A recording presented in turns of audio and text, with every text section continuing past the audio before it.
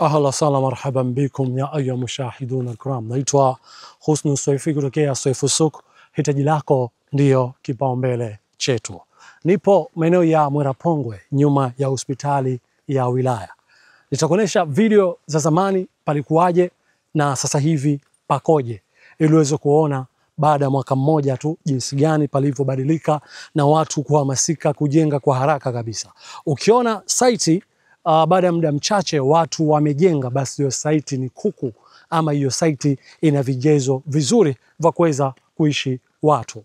Mwerapongwe kutoka barabarani, nikimaanisha barabara kuu ya Mwerapongwe mpaka hapa nilipo kwenye viwanja ni mwendo wa dakika 2 kwa miguu unafika kwenye viwanja. Manake ukimaliza kuivuka tu hospitali ya Mwerapongwe, nyuma ndipo vilipo viwanja. Umeona mandhari, nyumba nyingi zimejengwa na kuna baadhi ya watu washaweza kuhamia. So vipo viwanja hapa ambavyo vimesalia.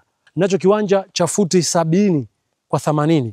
Bei yake ni shilingi milioni 22. Tunahitaji fedha cash taslim, mazungumzo yapo.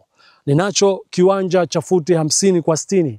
Bei yake ni shilingi milioni 11. Tunahitaji fedha taslim, nikimaanisha cash, mazungumzo yapo. Lakini tunavyo viwanja vitatu ambavyo vina ukubwa wa futi 60 kwa 70.